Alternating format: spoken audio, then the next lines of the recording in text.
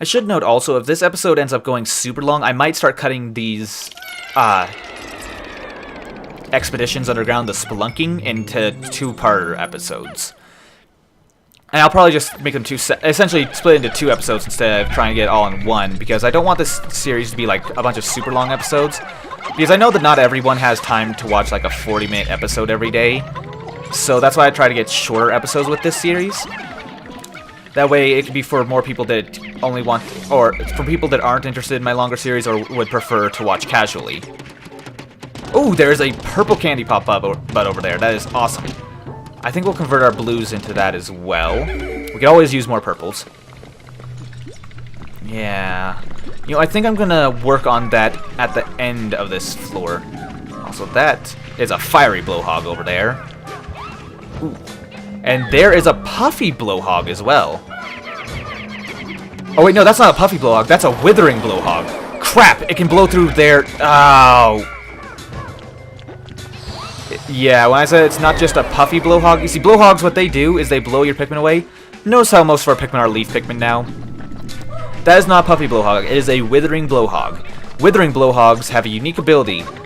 Their gas that they shoot out, that air that they blow, instantly withers flowers. So it converts regular Pikmin into leaf Pikmin. So they are extremely annoying to deal with.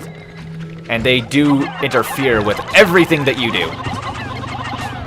Come on, guys, get out of there. Also, I want to point out that purple Pikmin do stun for a long time on some enemies, not all enemies. As example, they stun Wollywogs for a decent amount of time, but they stunned that blowhog for a very long time. I notice they tend to stun airborne enemies for a long time. Let's try to get that there. I only want to have reds fighting this guy. They should be able to handle that on their own. If I recall correctly, there is treasure to be found up here. Oh, yes. I want to point out there is treasure in there, but that is deep enough water for it to be trouble, so you only want to throw blue Pikmin in there. I've lost several Pikmin every time I've forgotten about that in this game. That should be enough to carry that back. Also, I want to note that leaf purple Pikmin can't actually climb up this steep hill. Like, notice how all our flower Pikmin managed to make it up. Our leaf purples, though, get stuck. Well, they're not exactly stuck, they're just really slow to get up it. So that's an interesting thing to note. Let's go ahead and get a couple of whites on that to help them carry that back. The fire guys are still going. I'm going to toss a bunch of reds on it to get it cleared off, but that's going to aggro what's-his-face over there. Let's try to get him cleared out as quickly as possible. And we got, actually, I think that's Yoo-Hoo Cola or something like that? Yoo-Hoo chocolate flavored beverage. That sounds disgusting. Pondering emblem. Yes, it is pondersome. Why would someone want to drink a chocolate beverage other than hot chocolate? That's clearly coming out of a bottle. I don't know. There's a lot of things referenced in this game for product placement. I'm not sure if it's product placements or just kind of referencing old stuff at this point. Okay, let's see if we can't knock this guy out of the air without him withering any more of our flowers. Okay, sorry, I was kind of split task between taking out that orange dwarf Bulborb. Okay, looks like he just got knocked right back out of the air. The withering blowhogs aren't that tough if you know what you're dealing with. But if you don't manage to knock them out of the sky immediately, or if they interfere with a fight you're in the middle of, yeah, they can be really annoying. But we got another bit of treasure back. It appears to be a broken ladle or something like that. Oh no, it's just a broken pan. Broken food master. That's not all our treasure yet, though. In fact, it sounds like... Oh yeah, there's one right up there. Will they be smart enough not to carry that through the water? Also, I want to point out, this looks... It looks like this randomized into a very similar setup to one of the earlier floors, with the water here, the exit there, and this upward raised platform here. That's interesting. I don't think I've seen that happen before. But before I forget, let's go ahead and convert our blue Pikmin. Actually, let's go ahead and convert red Pikmin into purples. There we go, and we got that treasure back. I think that was sardines. Yep, definitely sardines. Oop. Endless repository. I'm pretty sure it's not endless. There's only like 10 of those things in there usually. That's the last of the treasure for this floor. Let's go ahead and get these purple Pikmin plucked. And by the way, if you do leave plucked Pikmin underground, they will just disappear. They will not be there when you come back into this dungeon. So let's go ahead and call these guys back. Only to dismiss them immediately. Grab only the blues. Set the white with the rest of the whites. Those red Pikmin are trying to carry him back, but I don't really care about the little small fries. Even though they do add up quite a lot, I'm not going to deny that. I'm only here for the treasure. The treasure is what really matters. I don't think there's anything past here. By the way, fire will hurt you as well. There's a little... I thought this was a tunnel here. It just kind of goes into a wall, though, which is unusual. Usually these tunnels actually do something. Hey, but that's dungeon randomization for you. I've never seen it where a tunnel is an entrance, but it doesn't go anywhere, though. Oh, well. This should be finished going down pretty quick. I don't know how many floors we have left. I think this one is an 8-floor dungeon. I'm not certain, though. There are actually some dungeons, or rather caves later on, that have like 2 or 3 rest stops in them, so they're really dangerous. So yeah, let's go ahead and delve deeper.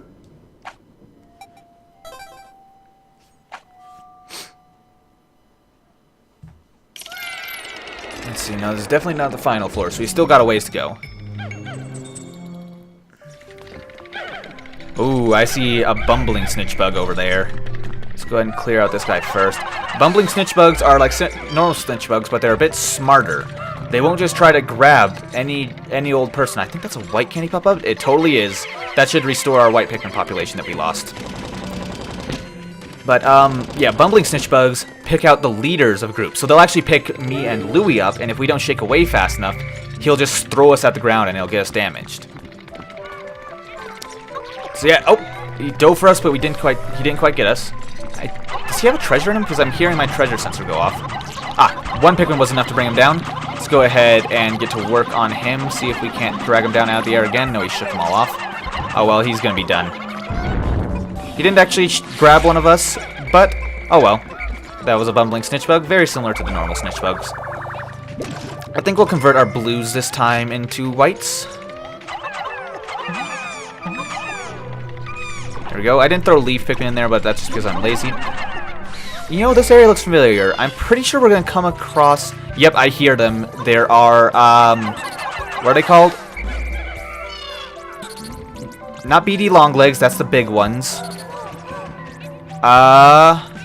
Arax something. It's not Arachnid. Yes, their name is just on the tip of my tongue. It's bothering me. Dweevils, that's it. Yeah, that is a... I believe that was an electric Dweevil in there. Because I think I saw some yellow coloring to them. So if we carry anything past, it's going to try to pick that stuff up. So let's see. Where are our other 5 Pikmin? Oh, they're in the ground, duh. So let's go ahead and get these new whites plucked. So yes, since I said electric Dweevil, that kind of gives away there are all kinds of Dweevils. So let's try to chase this one out. See if we can't. It's definitely an electric Dweevil, I can tell by its yellow legs. Let's see if carrying anything past will draw it out. Usually they just go immediately for it. Yep, just as I thought. It's going right for it. Yellow Dweevils are a bit more dangerous because unlike the fiery ones, you don't get a chance to save whatever gets attacked by them since it uses electricity. That should do it.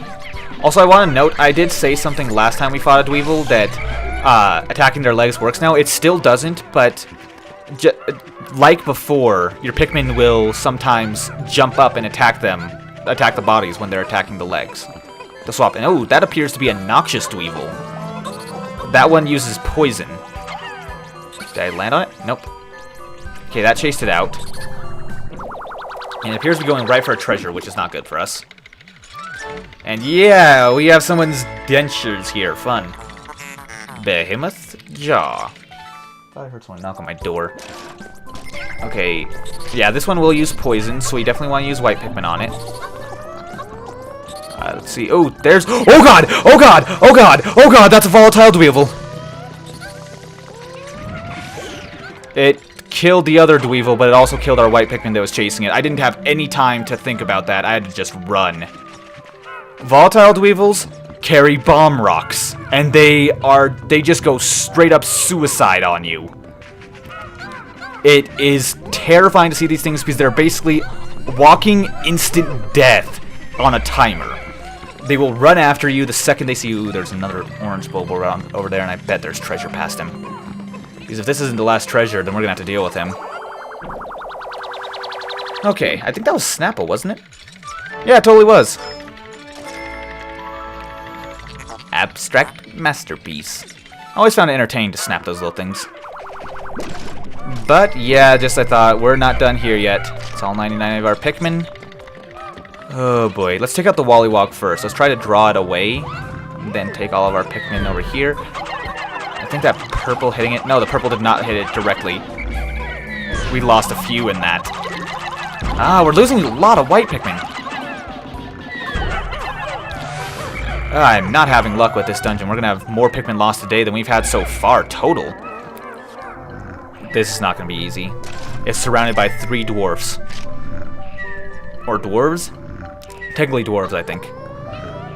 Okay, so let's go over here. We're going to try to take out the big guy first and crush little guys as we have the chance.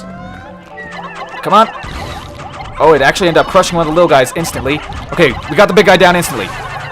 Alright, got a little one crushed.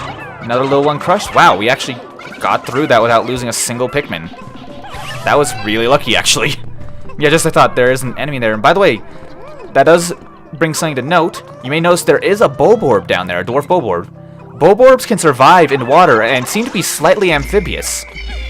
They're able to breathe underwater just fine. So that's something interesting to note. That's just something I've noticed. Is that they are not bothered by that, and they also aren't bothered by any other hazards. Now, normally I'd say that's just game design of the enemies aren't hit by the hazards, but that's not necessarily true. A lot of enemies in this game are hit by hazards. Just like explosions, you notice killed that Dweevil. Let's see, explosions hit that Dweevil. What else is there? I think that's our last treasure, by the way. Yeah, there's explosions. There's one other thing that I know enemies will get hit by, but I don't remember what it is. It's bothering me, but I don't know. Maybe it's the fact that ingesting poisonous Pikmin harms them? I don't know. Yeah, there are hazards. Oh yeah, it's falling rocks. Crush hazards will still kill enemies. So there are hazards that hit both enemies and allies. So we have a full rubber duck this time. It's called the Rubber Ugly. And I agree with that. I am tired of rubber ducks, as I stated last time we got a duck-themed enemy. Or duck-themed treasure, rather. But, what was I saying? Oh yeah, enemies getting harmed by those. Yeah, it seems that most Bulborbs, and even most enemies in this game in general, are resistant to electricity, some poisons, and fire. And they seem to be somewhat amphibious as well. Which, given that this world has a combination of plant life and animal life into one species, and also multiple species at that, not just the Pikmin either. There's also the creeping chrysanthemums. So yeah, there are several enemies in this. There are several things in this world that seem to be amphibious. And there's another reason I'll show later on that supports my theory that the Bulborbs are amphibious, resistant to fire, and resistant to electricity. That'll be shown later though, and looks like this is the final floor. So it's only a 7th floor dungeon, not an 8th floor like I thought. But yeah, I think if we listen closely, we'll hear it. Yeah, we can hear it in the distance there. Now, I recommend breaking down all of these possible. It may not seem like there's anything there now, but if I recall correctly in many of these, yep, eggs will fall from the ceiling. Because you're going to want all of the flower Pikmin you can possibly get in here. So yeah, these are very deceptive. They do contain valuable goods. And by the way, they break down instantly. Oh, not quite instantly, but watch though. It takes no more than like 3 or 4 Pikmin to knock that down. So yeah, it's extremely quick. But there's more. Ooh, we got lucky! You may notice, our leaf Pikmin will not react to that stuff. It's purple.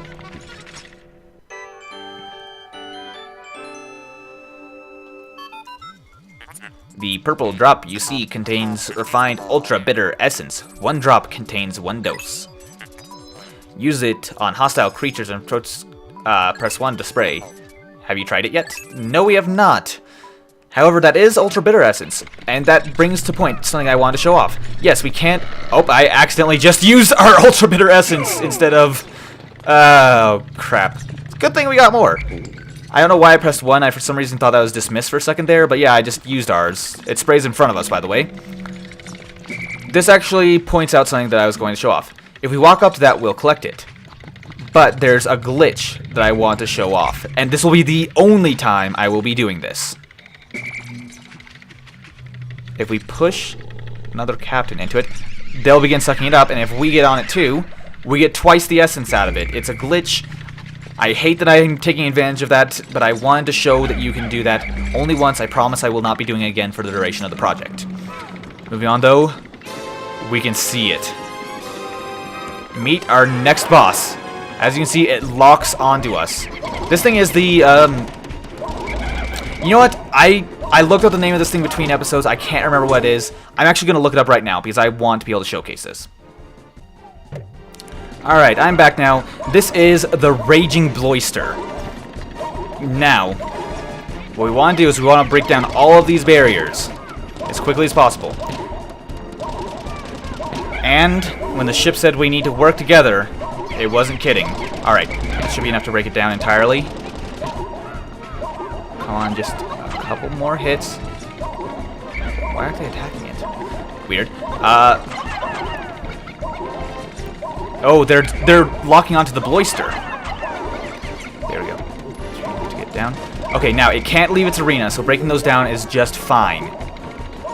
And now we want to get out of range of it. You may notice it makes a weird, almost cow-like noise. Now, what we want to do is separate from Louis.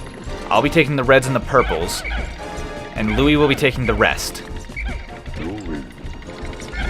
Now, you may notice when it locked on previously, its eyes were red. It locks on regardless of where we are. Now, we're going to be going around the back. So yes, it'll lock on because this creature is attracted to shiny objects, and it does go after whoever is leading the Pikmin. Now, we want to get Olimar in position.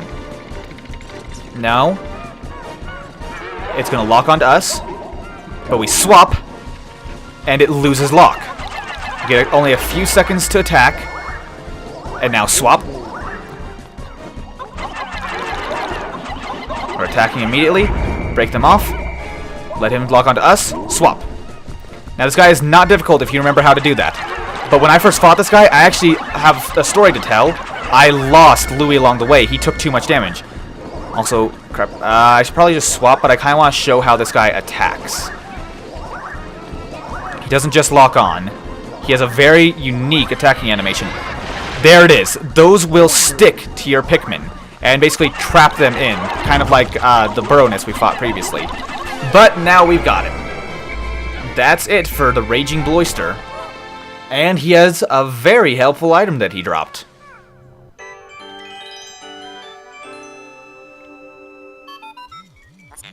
Processing. How odd. The gooey creature dissolved, leaving this curious item behind. It appears to be coated in slime. Are you sure you want to collect this? Absolutely sure. You'll toss just about anything in my hold. It would be nice if you cleaned occasionally. So yes, the ship has feelings. But yes, this is a very nice thing, and Louis was doing a weird little shuffle there at the end of the cutscene. But yes, this is one thing I am very glad we've got now. Now, let's get those carried back and work on breaking our way out here. But yeah, story time, the first time I fought that thing, I honestly thought it was an impossible enemy. Because I was only fighting it with Olimar. Louis had to get... Actually, I think I was just fighting it with Louis. And Olimar had gotten knocked down because I had been a bit too aggressive with my fighting. And now let's see what this treasure has, and I'll finish the story afterwards.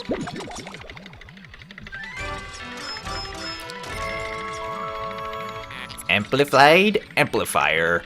Redundantly redundant. This shape is well suited for the emission and amplification of sound waves. A moment, please.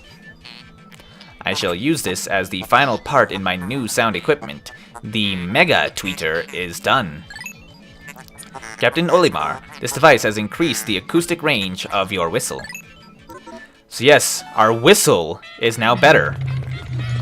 Now, The best way I can think of to showcase it, let's toss all of our Pikmin all over in a very wide area.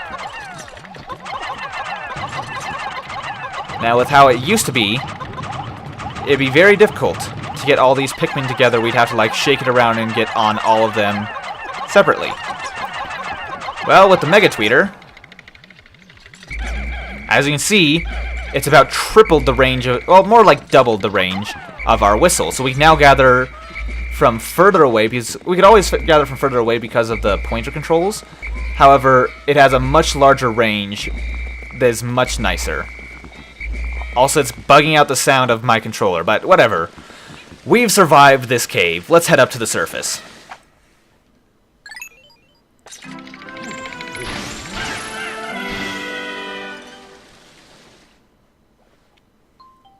So how much treasure did we get out of that? Ooh, 1,300's worth. So we're over 50% completed. We lost 18 Pikmin along the way, though. As I thought, I think that's more than we lost total so far. But yes, let's go ahead and save. Also, oh, I forgot. I was going to talk about during that screen. Last time when we went through a cave that I tried to wait a while, I waited a solid 3 minutes and 50 seconds. There's supposed to be an Easter egg there called Totaka's Song. And I guess that's what I'll be talking about for the rest of this episode. Also, 50% of debt has been recovered. Now, it's in the 10-second countdown. I wanted to get that treasure back that the yellow Pikmin need to reach, but I'm not going to. I'm just going to talk about Totaka's Song. You see, Totaka is actually someone who is a composer that works for Nintendo. You see, he actually has worked on a number of games, including Animal Crossing. So he's worked on Animal Crossing, Pikmin 2, and a few other games that I can't... A lot of other games, in fact, that I can't remember off the top of my head. Oh yeah, another one is Link's Awakening. Legend of Zelda. Also, notice the music is different now.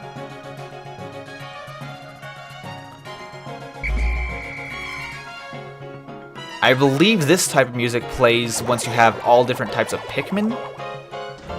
I'm not sure. It just definitely sounds different, though. And that Wollywog's desperately trying to crush our ship. But as I was saying about Totaka's Song, that's a lot of Wollywogs. I do not want to deal with those. Yeah, as I was saying about Totaka's Song, yes, he has essentially worked in a short melody into every game he has worked on, except for maybe one or two. And I'll go ahead, if I can find a clip of it, I'm sure I can somewhere. I'll play a clip of that now.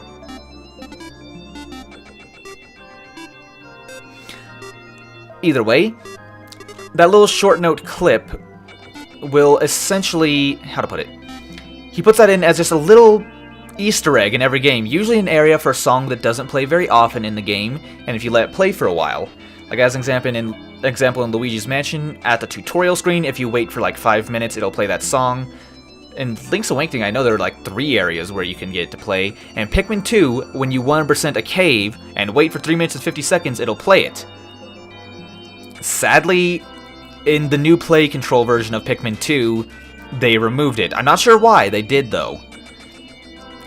It's really odd to me, but they did remove Totaka's Song, which is kind of sad to me, since it's a nice Easter egg and a running theme. It even had some appearances in Smash Bros. Too, but it's really difficult to hear due to all the fighting. But, yeah, that's what I was trying to showcase then. Turns out it's not even in this version of the game. But, moving on, we got a lot of treasure today. Overall, our Pikmin populations did go up, but we lost 17 in battle, which... Ooh, and 1 to water and 1 to an explosion. So yeah, we lost 19 today, which has more than doubled how many Pikmin we have lost from just one cave. But we have mail. Olimar, you're my hero. You've erased half of our debt. Still, things have become a bit dangerous, so I'm going into hiding. Focus on the work and don't slack off. So it seems like the boss man is very proud of us, but he's gonna have to run from the debt collectors. Fun. Let's go ahead and save one more time, even though it's kind of pointless. Either way, that is going to be the end of this episode. We're 50% done, and I think the place I'm going to go to next is actually going to be the Valley of Repose. We're going to be heading there next episode. That's going to be it for now, though. As per usual, if you guys did enjoy this video and you would like to support me, best way you can is with a like, favorite, or especially commenting or subscribing. Those really do go a long way to help me. And so if you want to help out, feel free to do that. Or don't. Either way, really. But this has been Wentus. I really hope you enjoyed this video, and I'll see you guys next time when we continue this game of Pikmin 2. See you then!